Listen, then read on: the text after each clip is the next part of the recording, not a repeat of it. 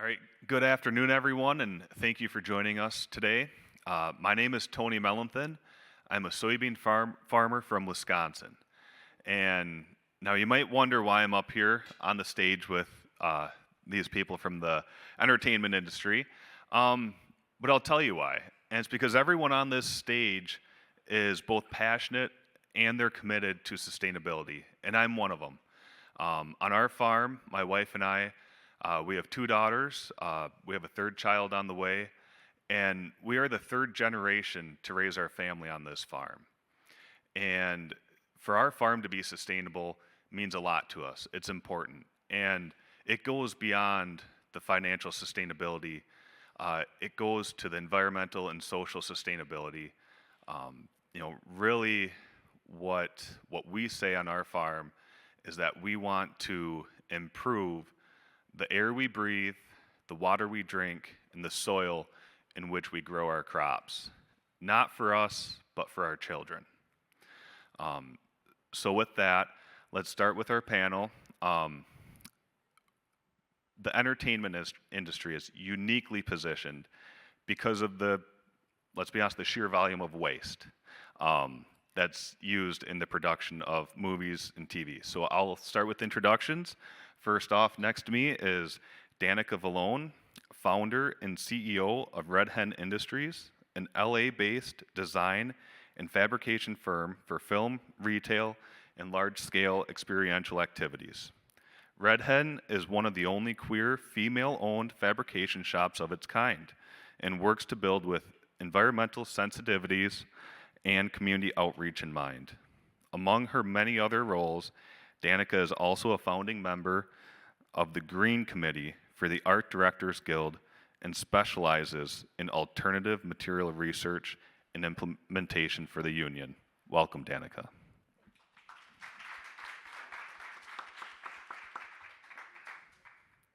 Next, we have Ty Walker. Ty is an industry veteran who has produced, managed, and written feature-length movies, television shows, and new media content.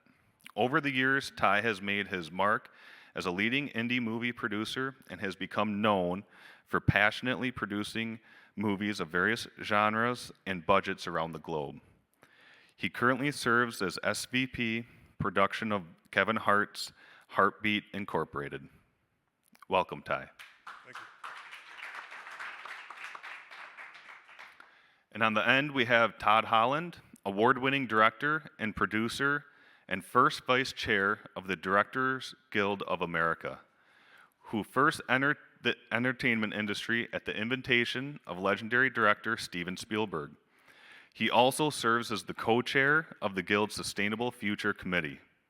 He is the creative force behind such productions as The Wizard, The Larry Sanders Show, Malcolm in the Middle, Monster High 2, and Monster High 3. Welcome, Todd. A lot of monster. So we'll start off with big picture. How is the entertainment industry uniquely positioned to make a big impact by embracing sustainable innovation? And what has the industry's reception to this innovation been thus far? We'll lead it off with whoever wants to start. I can hit it, guys. I think it's old dogs learn new tricks slowly, right? And we've been doing things in a pretty set way for over a century in the entertainment industry, and there is a reticence to adopt new change. But that's true of people everywhere in all walks of life. So to that end, I don't think that it's detrimental necessarily, because if we can solve for it in the entertainment industry, we can solve for it in any number of other places. And that's part of what makes us uniquely positioned in the entertainment industry. We are the tip of the spear in terms of what popular culture gets to see, and what we put forth gets echoed and ripples out all over the place. Also, because we build worlds and tear them apart over and over in rapid succession, we're able to troubleshoot, problem solve, iterate, ideate on new technologies and new methodologies faster than just about any other industry. So I think we are very uniquely poised to be able to help kind of steer the ship, lead the charge in this regard, and I think we're also morally obligated. I'll Great. just Todd? add, I always feel like you're all here and not at one of 400 AI seminars because you care about the environment. But I always feel a need to give some kind of context to my own guild. And I just want to read from the UN's IPC report that came out last year, 2023. It said that the world will need, quote, system-wide changes on a scale never before seen. It means shifting the way we produce and consume energy from carbon-intensive fossil fuels to clean, renewable energy. It means changing how we manage our land, consume goods and services, store our waste, travel, and even how we eat. And when I read that in that report, this is a World War III magnitude challenge. Hollywood stepped up in World War II. We changed how the entire nation ran. We sent movie stars into the armed forces. We rallied messaging and why we fight, and we rose to the occasion, and we inspired a generation to commit to support that effort. And that is really the opportunity Hollywood has now, is we have the ability to inspire and to change behavior. Shows like Cheers changed the whole drunk drivers thing and created designated drivers. It goes on and on. Clark Gable took off his shirt, and it happened one night, and he wasn't wearing an undershirt, and suddenly undershirt sales went through the roof, went through the floor. So we all know that media inspires behavioral changes, and we have to tap into that, and we have to lead, and that's really what Hollywood can do. We can lead and emulate and create change. Yeah, my thoughts are similar, right? That when Danica was speaking, the first word that came to mind was inspiration, right? And that's what Hollywood does. We put things out, and like you just mentioned, sales go up or sales go down, right? So we have the ability to inspire. And right now, we're in a position where we're doing things that is killing the planet, and we're also killing ourselves. And we need to put that out there, that here are ways that we can change that. And why not start in our own industry? Right. I know as a soybean farmer, I've been lucky to see firsthand the innovation that soybeans can bring to these challenges. But we've done a pretty poor job of communicating that. But I also pride ourselves in we're filling a need. There's a need for our product to make everything we do more sustainable, specifically in this panel on production sets. So for everyone who doesn't know, which is probably most people in this room, I want to go over some of the products that soy is in that we can be a sustainable solution for. And so you'll see the products there on your screen. I'll outline some of them, but it's sustainable alternatives to synthetic design mediums like plywood, furniture, insulation, wax, biodegradable plastics, adhesives, ink, and paper. And then when it comes to costumes and cosmetics, there's clothing, footwear, and accessories. And then even just on the sets, by using sustainable food or choosing either soy-fed proteins or soy as your protein. And in this food service material, soy can be a part of the biodegradable straws and packaging materials. And then last but not least is, how do you move these products? How do you move the people? And soy can be a solution as a soy-based, plant-based biofuel that burns cleaner than fossil fuels and their petroleum alternatives. So after outlining this, I guess I want to ask the panel here is, what are some of the biggest challenges that you see in adoption of products like this within the industry, and how do we overcome those challenges? we, we have a lot of challenges within our industry.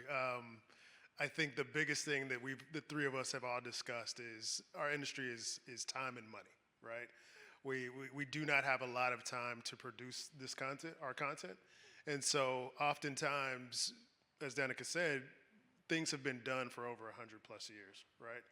And so people are just very set in their ways. Of course we can make changes, right? We saw that with COVID. Instantly we had to make changes on how we did things, right? But because of, this is my job, I gotta get it done on this time, I have to get it done within this budget, that becomes a challenge, right? And people are often, we're creatures of habit. So people are often like, I can't even look into this other thing because I know this thing works, right? And that becomes a really huge challenge within our industry every day. I think exactly right. I think every department is going to be held accountable for the success of their piece of that production puzzle. And we're in the business of moving armies and putting out fires. We're constantly on fire. As you know, as filmmakers, you're constantly on fire trying to solve a problem. And so if you ask it's having the education in place before the production starts. So if you're going to create change, you're going to educate people before they're in a crisis. Because I tried doing this on one of my monster movies, Monster High 1, and I didn't know enough. And I was trying to learn the green production guide, and it was overwhelming because I was also prepping a movie. I didn't know enough. So I educated myself. By the time I made the sequel, I insisted that we pursue sustainable production resources. And I'm in Canada, which is they're 10 years ahead of us all. They're 10 years ahead of us. But even they weren't going to do the things I wanted to pursue they only did because I spoke up. Because I spoke up, and that's the first rule of all this, speak up if you're passionate.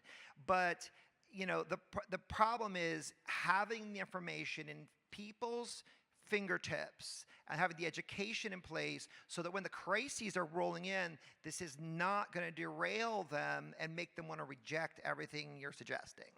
Yeah, that was one of the mistakes I made. Several people know that years ago I tried to create this film green, situation. And I literally, we're in prep, and I was like, this is what we're gonna do on set. There's gonna be no paper. We're gonna drink from these water bottles. We're gonna do this, we're gonna do that. And everybody was like, Yeah, how'd that work out for you?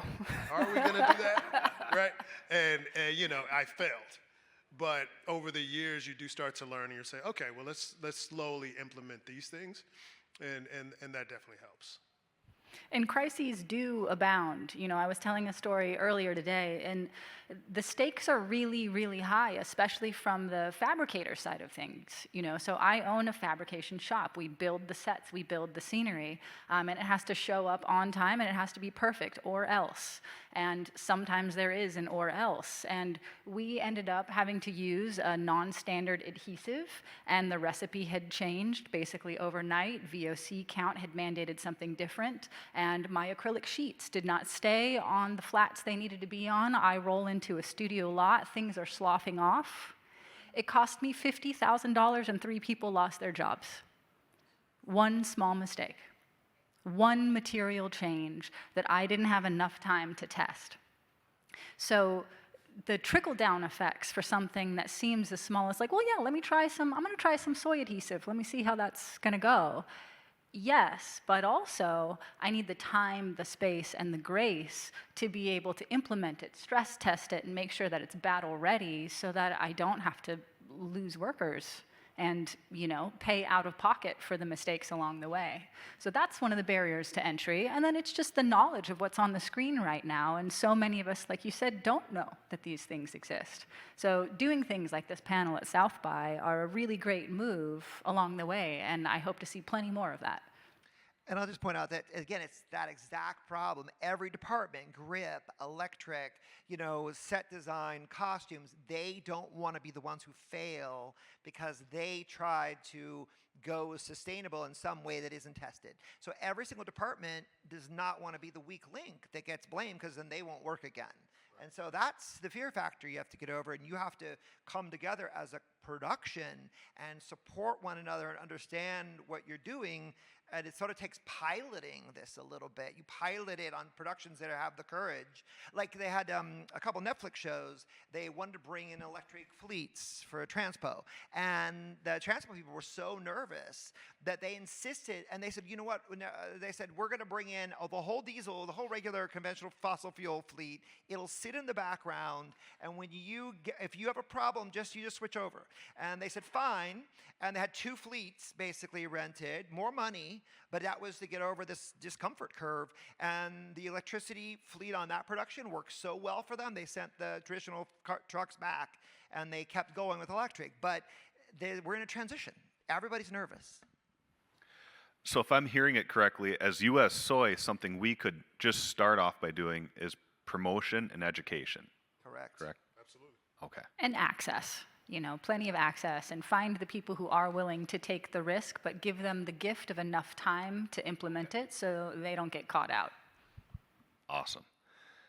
So we talked about all the different aspects of the production and where soy can fit in there.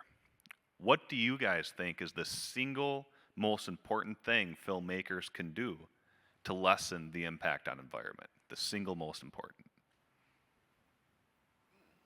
Just one, huh? I will say my thing is it's fossil fuels. It's fossil fuels and it's waste. It's food waste. It's materials waste. It's landfill and it's waste. It's fossil fuels and it's what we eat on set. But the 2 biggest things an individual can do is consume less fossil fuel and eat less meat. Eat less red meat. I'm in Austin. I know whole plates are filled with nothing but meat. But there's very few vegetables. But that's the proven thing. If as an individual your impact, and a show is no different. We're an army of people.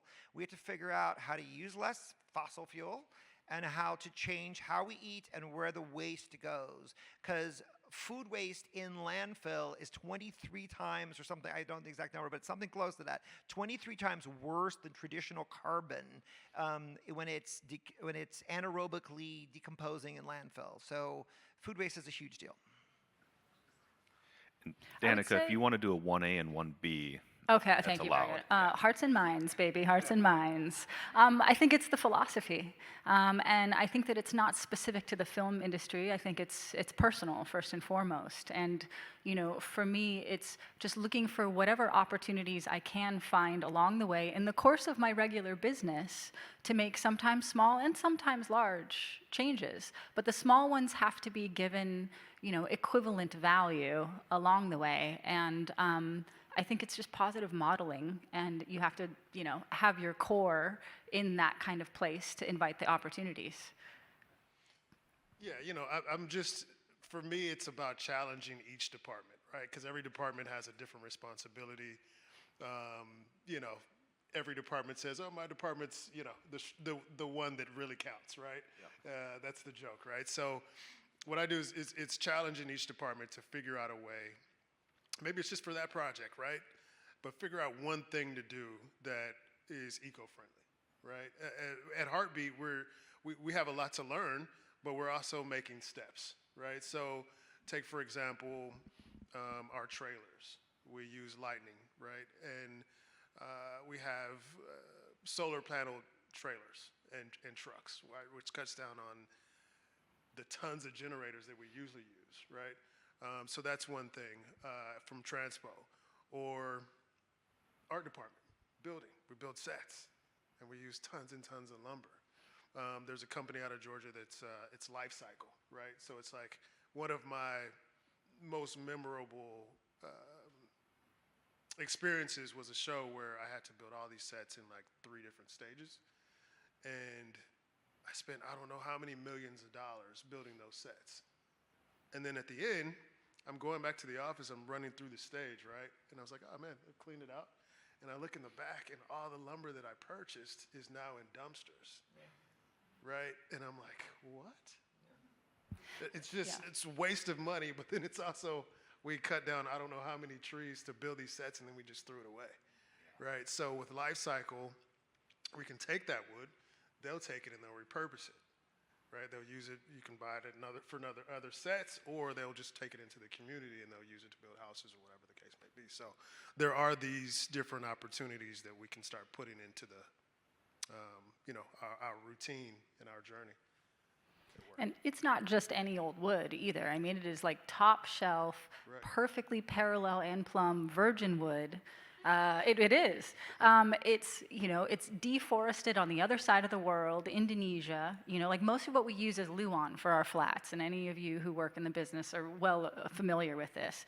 And Luan is mahogany, which is a slow-growing hardwood that grows on the other side of the planet, that then gets, scorched across the earth, cut all the way down, and then travels on seaboard freight steamers to the other side of the planet, where we then offload it from the Long Beach shipping yard to put it on a 5-ton truck to get to the mill, to then come to us, where we slap a coat of paint on it, let it stand for 1 day for a commercial, and then throw it in the trash. That's the cycle. So think about the carbon footprint of that, the years that it took to grow that tree, the labor that it took, probably underpaid and poorly treated labor to harvest it, the labor on the freighter, the carbon footprint of the sea travel, the pollution that went into the ocean and the air on the way, that then gets into the truck that comes to me where I put toxic paint on top of it, takes some pretty pictures with some talent in front of it, and then it goes into a dumpster. Like, there's got to be a better way. There has to be. That's right. And there is. But there aren't a lot of us doing it. But the awareness is coming. It's coming, but we're just so used to doing things the same way we've done it for 100 years. And it's just like COVID. It's like COVID, how we had to learn to think of the actor's time on set differently. We had to learn how to think about the interaction of the crew through the workspace differently, and we did. We figured out what that meant to COVID transmission and their well-being, and so we just had to think about things we've never thought about, and we have to get out of habitual behaviors, which are reflex. It's a reflex for everybody, the way we work. So we're working, various organizations all across Hollywood are coalescing now to rethink and guide. We're at the beginning of it, though. We're definitely at the beginning of it. Right. But COVID had COVID fees that were tacked onto every production, right? Yeah, So there was a 23 to 38% increase on every production line that every production company paid to offset the additional expenditures of those COVID fees. There is no such line for sustainability consideration. I will say, though, it varies, though, because Netflix and Disney are actually leaders in sustainable production. Netflix has been leading for many years, and so other players are not good there, but Netflix mandates a sustainability, line in the budget that they underwrite. They mandate these things, and they mandate carbon calculation, and Disney does as well on their features. Television isn't as monitored, so certain companies know they're going to be held accountable, and so they're working on it. I feel like Netflix is ahead of the curve, just they're doing the right thing, really. Netflix for sure. I think Disney will fall in second because they both have several initiatives. And NBC Universal is coming up. They have this project, Greener Light, which is now looking at content and sustainability through the entire chain of development to production. So it's growing and it's coming, but it's if you don't have support at the corporate level, at the board level, at the CEO level, it's very hard. Right. Yeah, it is a top-down funding situation a lot of times. But not always. I mean, there are things that you can do that cost nothing more than thought and caring. I know for me and my team, if we just think about, okay, we know we're going to have these rock formations sculpted from some promo video for whatever the project is, and styrofoam is not going to degrade, and who and what and where can I use these things? They're huge. Sometimes it's just enough to think about some unorthodox potential landing pads for them. And in the case I'm referring to, we ended up rerouting the foam sculpted rocks to a simulated Mars yard experience at a university for astronaut studies. And all it cost was one driver and a delivery truck, and they said yes, please, and thank you, and it's going to live on and have a whole other life there. So it didn't cost me anything to think about where could I possibly make this thing land. And so someone just has to care, spend a little time thinking about it, and make a couple phone calls. No, that's what it is. You know, that's the biggest thing for me is like, it's the time that you will put in to figure out a better way to do things, right? Again, reuse is just, that's a huge thing, and it probably costs you less, right, to go and find something that has already been used, but you could just tweak it a little bit, right? It may be perfect for what you need.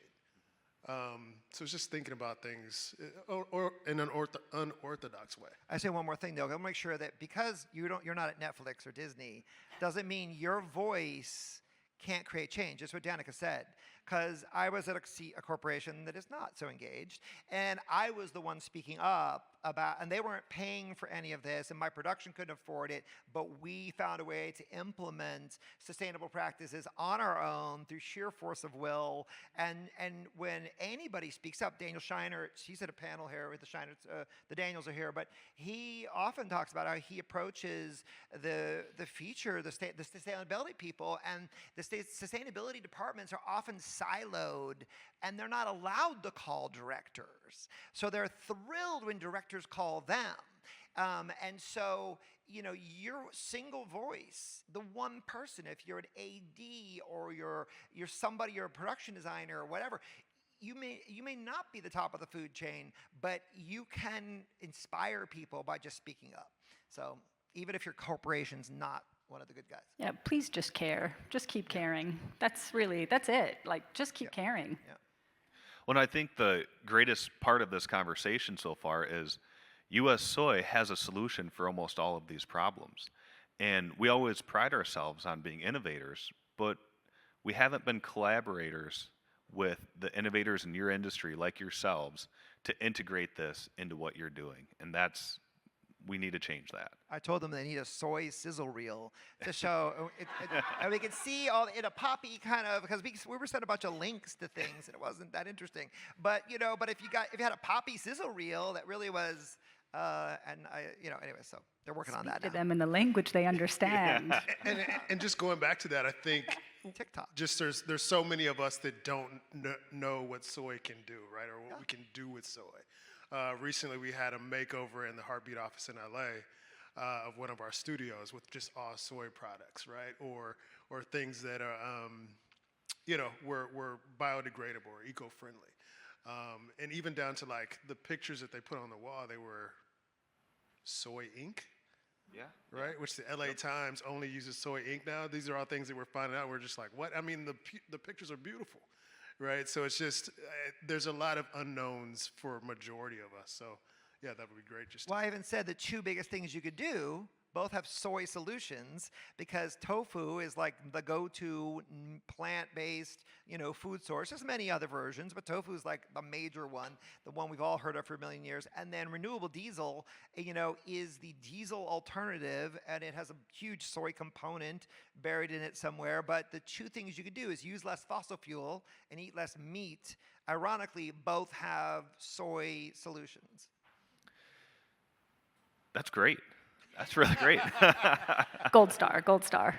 But so we're talking a lot about what we do behind the camera, right? So now let's go in front of the camera. And how important is it in the storytelling that sustainability is on the screen? And how do we increase that presence on screen? I mean, Todd, does Monster High 4 get filmed on a farm? The next Kevin Hart movie have a scene in a soybean field? Danica, do we renovate let you come in and redo a barn to do photo shoots in there? Or how do we do it? There was a Columbia study in communication, and they said basically there's been something tantamount to climate silence in our storytelling. Like the crazy small percentage of stories actually engage on climate. If you want to kill your social media following, just talk about climate, because nobody wants to engage. And so it's tough. It's tough. But you can engage on climate storytelling in every possible spectrum, DGA, the Directors Guild of America, is partnering with the NRDC, the National Resources Defense Council. They have a program called Rewrite the Future. And it's showing you can do extrapolations on Apple, which is entirely future science based, or you can have someone who just carries a compostable water bottle. It could come down to props. It can be in the germinal seed of the idea. It could be in somebody's occupation within the show. It could be in the behaviors they manifest, the cars they drive, the products they consume on screen, because those behaviors are replicated. And I was reading, for other reasons, the Smothers Brothers biography, and they had a thing in there about Gomer Pyle and how Gomer Pyle was on for 5 years, from 64 to 69. It's called Gomer Pyle USMC, and in those 5 years, they never once mentioned the Vietnam War. And that is what we're doing with climate. You know, the nation's on fire with the Vietnam War, and the show set in the Marine Corps never mentions the word once. And so that's how we're treating climate, and that's what we have to change. I mean, Anything to that's add? pretty solid, but Oh, okay. I mean, if you're asking for advice on how to represent in front of camera in a way that's going to get more traction, I would say, you got to make it sexy. It's kind of a branding question. It's like, oh, are these sheets soy? My goodness. Like if you're building it into the script, then so be it. But I think that what we're talking about is such a huge, huge issue that while where you're coming from and what you're growing and your mission, to make the world a more sustainable, longer lasting place, your vehicle is soy, but our vehicle is whatever's going to get the job done.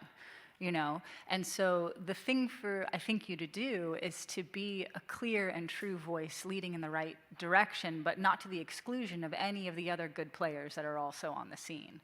So maintain a real spirit of invitation and play with all of the other companies, big and small, who are trying to bring alternative materials into the fray, and have an attitude of absolute welcoming. And it's very much an all ships rise together scenario here. So Ty, I'll ask you a specific question here. Something I'm learning is all the individual roles within the production side of a movie and the opportunity that each individual role has of making sustainable choices. So can you talk a little bit about your role as SVP of physical production at Heartbeat, and how are you putting a greater focus on sustainability, and then what would your advice be to your peers? Yeah, so as SVP of production, my job is to basically oversee everything that we shoot, right, on the film and television side. So at Heartbeat we have several productions usually going a lot of times at the same time, right? Again, just going back to what we were talking about earlier, one of my biggest focuses is to speak to different departments and get them to also focus and at least put a little thought into doing things in an eco-friendly manner, right, in a sustainable manner. And again, this is a very tough thing because people are so used to just going down the same road that they've learned about, or that they learned and that they're familiar with. But so what that takes from me is doing a little bit of research, right? And thankfully, Heartbeat is a very a company that gets it, right? And so we have to do a little bit of research to say, hey guys, if we are going to build this set out of this lumber, let's go to this company and we can reuse lumber that has already been, was a set before. And then after it's done, we'll give it back to them so that they can reuse it for something else, right? Or for costumes. Costumes has kind of changed over the years because of now a lot of people are just keeping the wardrobe. But some time ago, Actors or studios? right? Both. Yeah, Back in the day, it was like some wardrobe just got burned. Yeah. Nuts, right? Just got burned. Now, wardrobe is given away or it's kept, right, and repurposed and reused. So those things are great. But even down to, just think catering, right? When we go and we get our meals, it's like, can I go personally and talk to our caterers and say, hey, can we use a biodegradable container to give everybody, right? It's an easy thing. Doesn't it probably, I don't know if it even costs more than getting, the old But it plastic. takes you to ask to make But it it takes happen. me to ask, Because it's not right? the knee-jerk response. Correct. Yeah. Yeah, they're going to go to what's quick and easy to get, right? But just having those conversations with people is very important, and that's what we try to do. Todd, I'd like to go to you next. The Directors Guild Sustainable Future Committee, which you co-chair, provides tangible, usable guidance for each job in the production and how they can make an impact. One resource the committee recommends is called the Materials Connection. It provides an easy-to-search database of over 10,000, I had to read that twice, that's a lot, 10,000 tactile materials that can be used in sets and construction. And a simple search for soy in that database yields 47 results. So what are your thoughts on the need for providing this kind of job-specific guidance? And what kind of results or feedback have you seen from it? I have never searched soy on that database, but I'm glad you have. The DGA we created, out of sheer necessity, we opened our committee 2.5 years ago, and we started exploring how our big thing is education. How do we educate directors, ADs, UPMs, associate directors, stage managers? How do we educate our members in all the different fields and make this easy? Because I, as I already said, was trying to mount a production sustainably. I hadn't done the work.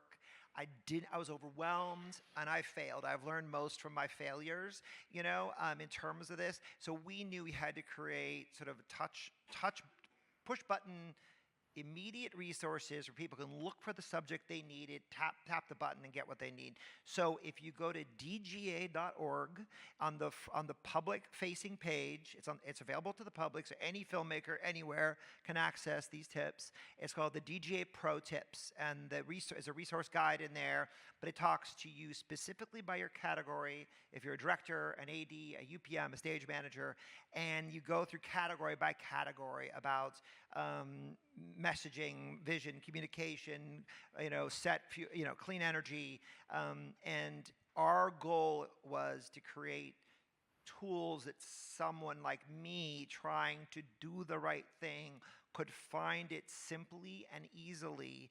And we made a push button. We looked at I took training, sustainability production training in the UK. I took it in Toronto, in Vancouver, and we sort of learned from what everybody was doing, and we tried to just summarize it into, I call DGA Digestible, which is, my house is on fire, I got 5 minutes to look at my phone, what information do I get out of it? And when people send DGA emails, they always make, people who aren't from us, they send these flowery, complicated emails. I go, no, directors want to know exactly what they need to know, and they want to be nothing more than that. Don't get complicated. So that's what the pro tips are. So, and then the resources are so voluminous, I haven't explored them all, but it's based on wisdom from the Green Production Guide, which my fellow co-chairs are two brilliant women who started this thing with the Studio Production Alliance.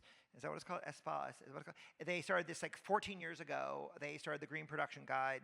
And then we wanted to take all that wisdom and simply reformat it so that it's more accessible to someone under pressure. But did I answer that question? That was the important part of that. Yeah. So there's way more in there than even I've looked at in terms of the materials resource guide. So Sure, thank you. So Danica, something I just learned recently is that the average TV show or movie produced creates roughly 240 tons of waste, with half of that coming from the disposal of props and sets.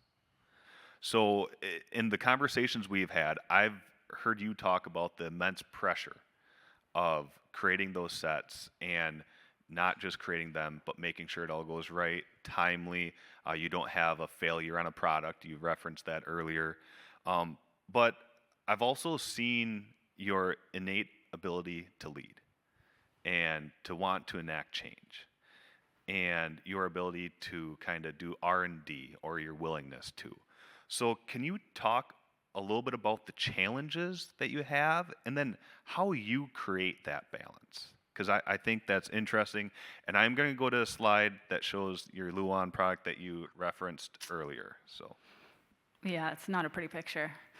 When you told me that statistic just now and then started the question where art department is responsible for half, my honest reaction was, is that all? Really, that's what it was. And sometimes I feel like our department, and for those of you that don't know, art department has to build the physical world that exists in front of the camera. So everything that you see that is not an actor has something to do with the art department and is helmed by one of the divisions in art department. And I just kind of got to a point where I got into the business because I fell in love with the opportunity to get to conjure and build these worlds from scratch and then into existence, and it was like magic. But I eventually realized that it didn't sit well with me to be building beautiful worlds that were actively harming this actual world that we are in right now together. And I still haven't and probably will never be able to reconcile that. And that's at the philosophical crux of why I'm being driven to do this. But I think that, and all of my fellow arties will agree, that a lot of times we're made to feel like we are the executioner wearing the hood, holding the rope to the guillotine. Like, we are the last hands a lot of times that have to do the execution. And the blood does end up on our hands last. And the orders aren't coming from us, they're coming from, the kings in the high castles. But we're the ones that are ordering this deforestation to happen because we're the ones placing the order for the Luan, right? And that is a really ugly thing to have to sit with. So it's easy to go to a dark or a painful headspace with it sometimes. And I had to reach a point personally in the midst of a soft existential crisis where I figured out that I either need to change the line of work that I'm in or I need to change the line of work at its core somehow. And so some days it gets so frustrating and so overwhelming because you're like Sisyphus pushing this giant impossible boulder up the hill, and then other days you think, but if I'm not here, where is that boulder going to go? And so it is hardest in the beginning, and we are still to a large extent in the beginning here. And I'll just stay and keep fighting the fight until more people can join me. So guys, help a sister out. thank you, Danica. Yeah. Thank you very much. So, I'm sure our conversation has really triggered a lot of thoughts and questions from the audience. So at this time, I want to allow any audience member to ask any questions. Please, there's a mic up here if you want to step up to it.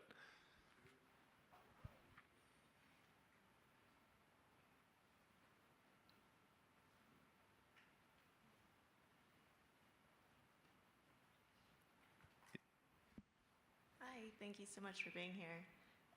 First, I have no affiliation to this startup, but I just wanted to point out there is a startup at South by called Carbon Smart Wood that is more climate-friendly approach to when trees fall down instead of massive deforestation, and how to connect that into the supply chain on a massive scale. Something to look into. Ooh, love it. Where are they? Baltimore. Okay, great. I'll look it up. And then, secondly, my family has a tofu business that we've been running for nearly 50 years now, but collectively, I think 350 years of tradition.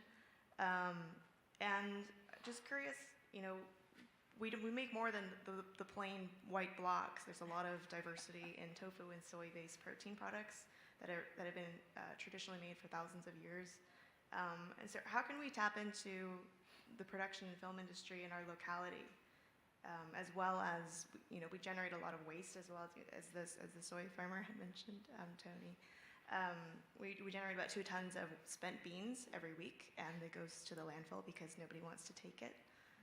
So just kind of wanted to put that out there. I've been pushing for meatless Mondays on my cruise, and grips and electricians, and there's a big pushback on meatless Mondays. And the feedback I got was they have to make better recipes, and I think I have no problem not eating meat. I prefer not to. So I'm not one of those people, but I think but I'm also one of those people. I don't want shrimps that look like they're soy. I want tofu if I'm gonna eat that. I don't like fake meat, I guess, but that's me. But I think our challenge is at our end to get our productions to embrace a meatless diet. There's an alt vegan is a movement. It's in New York hospitals now and everything, where you have to opt in for meat. You know, the menu goes vegan unless you opt in, and that's sort of where we have to move to as a society. I cannot speak to any part of your excess bean problem. I'm sorry. Anyone else have anything to add? Yeah, no, I also push as much as I can. I'm in Georgia, also a very, people like their meat. But no, we do. There was a show that I did, and we had, I want to say, 7 vegans on the show. Yeah. And the caterer for their lunch the first day bought a salad, and then that was it. And they were like, "Wait, what?" Right? And I also had to. I was like, "Yeah, isn't that what you guys eat?" Right? And so it was a little bit of a learning curve for me, for sure. But ever since then on my sets, we definitely have a lot of options that are meatless. And meatless is all in communication too, because I was just reading that you can't use the word vegan. Vegan is absolutely unappealing to people. You have to say sustainable or something. Like there's a whole way you communicate what this curry dish is, and I just don't call it vegan because that attracts no one. If I can just add one thing very quickly. Actually, in Chinese cuisine, tofu is not always solely vegan. Actually, we mix it in with meat. So a lot of times it's a way to substitute and reduce the amount of meat that you're eating. And it kind of stems from being poor. But it's something to consider. Yeah. Right. Billie Eilish is vegan, and all of her sets for all of the crew is all vegan all the time. And having been on the builds for those and having crew on the builds for those, there's like a meat trade going on in the trucks behind the scenes. I'll tell you what, there's all sorts of like grumbling and like, oh, you got a hamburger, bro, that takes place. So to Todd's earlier point, I think it's about making it more delicious and destigmatizing, pulling away from the word vegan, because there's so much culture and culture war surrounding that and proselytizing that's happening around the vegan movement, that it kind of gets an eye roll from a lot of other factions of our society. And we shouldn't be alienating anybody, to be able to affect this level of change we're talking about. So. Thank you for those questions. I think I see another one. Hi, thank you guys. My name's Jesse Kavanaugh. I'm a UCLA MBA student, and I'm working on my capstone, and we're working with a large production studio. You may have mentioned it, their name. But what we're focusing on is the cost delta and the barriers around cost for sustainable production implementation. So one, I would love to sit and interview each of you to contribute to that research, but also could you comment on some of the cost challenges you face when implementing more sustainable options on productions? Can I say, you need to go to the DGA Pro Tips, and under UPM, look at clean energy, and there's an Excel spreadsheet built in there that was designed by Clara George. She works for Netflix, but she's from BC, and it's an Excel spreadsheet. You can type in the size of your generator, the amount of fuel you're going to use, the number of hours you're going to run it, and then you can type in the alternative electric version of your power needs. You can calculate the carbon emissions of that use and the price difference. And we just really determined that we need to prove to UPMs, who are DGA members. UPMs are the first people to say no, it's just going to cost more. We need to prove to them that the price point is actually really close, because what people don't do when they electrify, they don't take the diesel fuel savings. They just look at how much more the electric solution is costing to rent compared to a diesel generator. But if you look at the holistic picture, the the clean energy solution is often surprisingly close, but you have none of the carbon downside. And at this point in transition, sometimes you gotta just say, you know, we're gonna pay 10%, 20% more just to have less carbon. We're gonna pay a little more. But look at we call it the Eco Optimizer, the Emissions Cost Optimizer. It's a great spreadsheet, super nuts and bolts, practical. It's very DGA, super practical.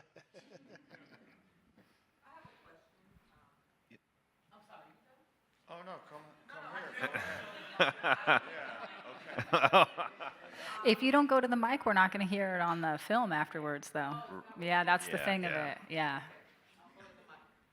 I feel you, though. I hate it. Are you done? Wait. I do have something I want to say in answer to his question, but don't go anywhere. I don't want to get too granular about the nitty-gritty specifics of cost here with this audience, but we can talk about it later if you want. I will say, however, that these alternative materials do cost more. And not only do they cost more, getting them shipped and in quantity sometimes is a barrier to entry that takes too long that it ceases to even be a question for us anymore. It is just not a viable substitution. And that's one of the huge pinch points that we have. The other enormous thing to highlight when you're dealing with a fabrication shop or a mill is in the afterwards, which we've talked about a little bit, but there's a line that we have and there's a price that says strike to save or strike to dispose. Right? And if we're striking to save, because typically the studio wants to keep the thing, that cost is significantly higher than the strike to dispose, because it takes less time, which takes less labor, which costs less money, right? And yeah, and then storage fees, which in Los Angeles are no joke, really. It's a huge deal. That's why all of the scene docks, studios used to keep huge scene docks that had all of the scenery and the walls on hand, but it's no longer cost effective for them to store those things. It is less expensive for them to buy all of the stuff new from scratch and rebuild it than to bother storing it again. That's the price of real estate. So here's another force outside of our control. Like, we're not going to have the power to change the price of real estate, right? But I've started adding a strike to recycle line, which I try to like guilt/shame my clients into choosing, and I make sure that it lands somewhere in between a strike to dispose and a strike to save price. So there's a little bit of wiggle room inside of that can be done. And then I reroute it someplace along the lines of the company that you were talking about in Atlanta. We have a fantastic one called EcoSets in Los Angeles. It's also female-led, bless. And they will come out and you pay them a very reasonable fee. They will strike the set for you, and then they store it in their facility, and they make it available for free for independent filmmakers and students and any artists who want to access it. It is just a nonprofit service. They're of the gods. I can't sing their praises highly enough. So that's an important consideration too, is if every major filmmaking city can have at least one organization like that that's helping to offset, and you can train your clients to knowing that that exists and being willing to pay the marginal price difference, then that's a win. Sure. Thank you. Thank you. Thank you. I'm so glad you said that, because my question was somewhere around that. My name is Ida Rodriguez. I'm actually a member of the Green Council with Fran Drescher for SAG. And one of the things that we continuously talk about when we talk about this kind of stuff, it feels very elite. Mm-hmm. I come from a marginalized community where people in my community don't know how we are affected by these things because it's not a priority. We're too busy trying to live. But now that I'm a creator. I'm a stand-up comedian, but I'm also a filmmaker, a television creator. And so when I think about doing independent stuff, I can go to Coca-Cola and get some money if I put a Coke can in my independent film. Mm-hmm. Are there any companies like yourself, this question is for you, okay, who are willing to do some product placement for some of us who don't have the funds that these people have? You know, we know Kevin Hart has all the money. But how do we find places that will allow us? Because when we do choose to do sustainable food, it is more expensive. When we say this is plant-based, it is more expensive. It is cheaper to get some burgers and stuff. It feels very elite to the people who are on the ground struggling.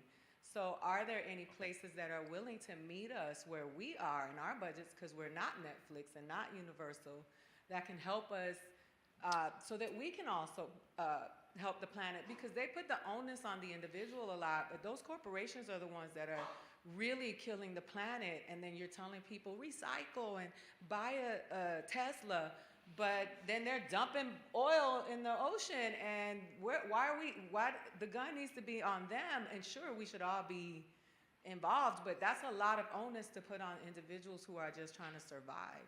This is a great question, right? And the answer for me is yes, there are tons of companies out there.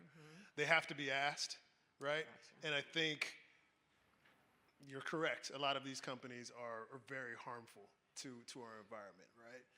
But if you can position it and say, hey, this is what we're doing. This is a small independent film. This is what we are creating. You guys should be involved. We'd love for you guys to be involved. I personally have been able to do it with several companies, even like a Mercedes-Benz, where I was like, I need all electric cars and I need 20 of them, right? I've gotten them, right? And a lot of times, yes, the bigger your show, the bigger the talent, that is very helpful. But I have been able to do these, from an independent standpoint as well with smaller shows. It just takes the time and the research to get to the right person. Okay. Yeah. I don't know if I could have answered it better myself. If you want any specifics, we can chat at the reception afterwards. We're getting close to running out of time. Okay. There's a gentleman behind you named Mac Marshall. He knows a lot about that stuff. So You don't have to do the research.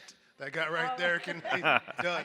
I also just want to say British Petroleum invented the term personal carbon calculator in the 70s. They wanted you to feel responsible for your fossil fuels, to deflect attention from their damage to the environment. So the reason that the communities feel guilty is because British Petroleum started this whole idea that we individually can stop it all and they can keep doing what they're doing. Yeah, I agree. All right, thank you so much. thank you. Thank you. So, okay, Mike, we have we 5 got minutes time, left. we got So time. we'll have Really to. good one to end on, I'm Midwest I nice, so I have to let you ask. So. No, we can go late. Don't worry. Oh, okay. We can go. Okay. Hopefully I think it'll be a good Yeah, one. a little bit. So my name is Sophie, and I created a science comedy series, increasing representation of women and girls in STEM, in the media, and I am a small team.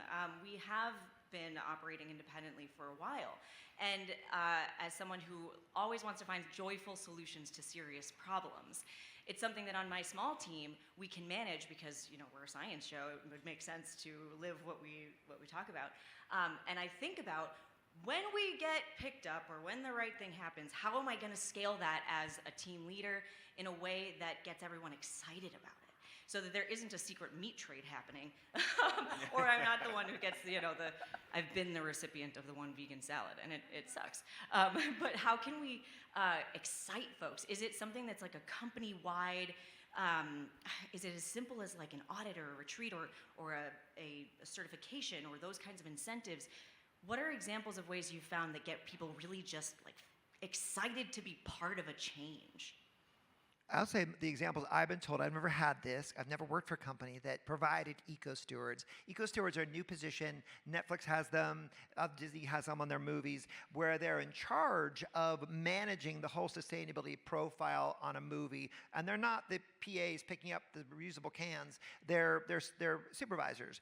But they are kind of in charge of tracking progress and tracking positive points, and they publish it, and they create contests and challenges between departments. I've been told, I've never had one of these people, I've been told that it's very joyful when you do it right, and you can inspire people. You give out little trophies and awards to departments that do great things, and it can be very inspiring.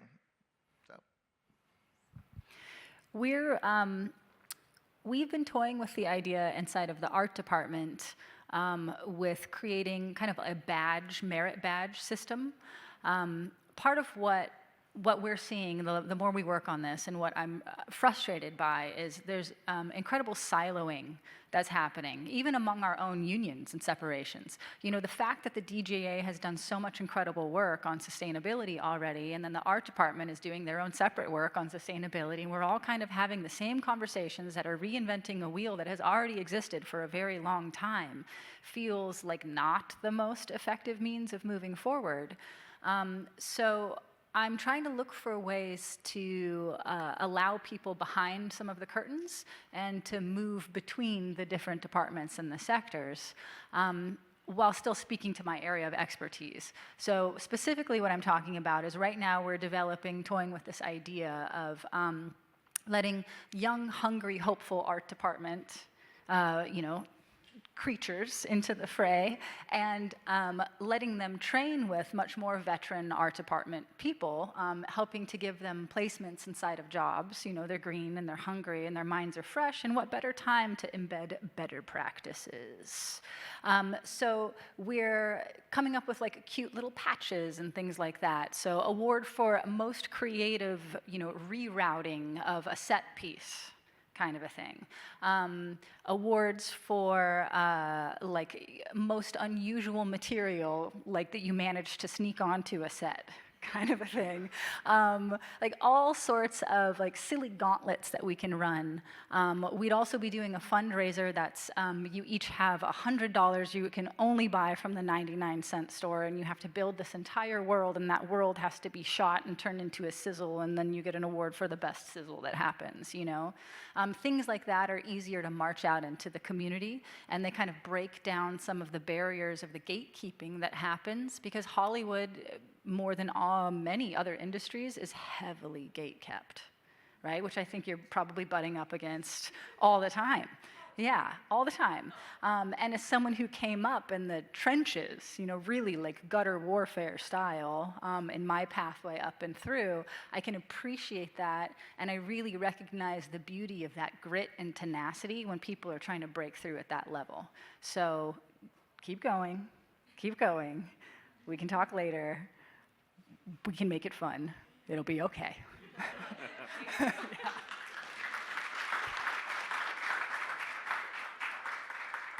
Well, thank you. Those were great questions. We are almost out of time, but I do want to give the panel an opportunity if there's anything that you'd like to add that wasn't said, or any last thoughts that you want to convey to the audience. I have one.